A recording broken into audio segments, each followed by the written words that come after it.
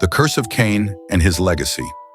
After Cain killed his brother Abel, the Lord confronted him, saying, "Where is your brother Abel?" Cain replied defiantly, "I don't know. Am I my brother's keeper?" The Lord said, "What have you done? Listen, your brother's blood cries out to me from the ground. Now you are under a curse and driven from the land, which has opened its mouth to receive your brother's blood from your hand. When you work the ground, it will no longer yield its crops for you. You will be a restless wanderer on the earth." Cain, overwhelmed by the weight of his punishment, cried out, "My punishment is more than I can bear. Today you are driving me from the land, and I will be hidden from your presence. I will be a restless wanderer on the earth, and whoever finds me will kill me." But the Lord in his mercy placed a mark on Cain to protect him, saying, "Not so. Anyone who kills Cain will suffer vengeance 7 times over." Cain left the Lord's presence and settled in the land of Nod, east of Eden. There he built a city and named it after his son Enoch. Cain's descendants grew in number, and his lineage became known for their achievements. One of his descendants, Lamech, boasted of his violence, saying, "I have killed a man for wounding me, a young man for injuring me.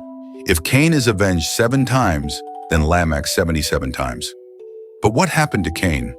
The Bible does not explicitly state how Cain died, but his legacy of violence and rebellion continued through his descendants. His story serves as a sobering reminder of the consequences of sin and the destructive power of unchecked anger and jealousy. The story of Cain is more than a tale of murder and punishment. It's a mirror reflecting the human condition. Cain's sin began in his heart, with jealousy and anger festering until it erupted in violence. His punishment, being driven from God's presence, reveals the true cost of sin, separation from the one who gives life and purpose. Yet even in judgment, God showed mercy. He placed a mark on Cain to protect him, a reminder that even the worst of sinners are not beyond the reach of God's care.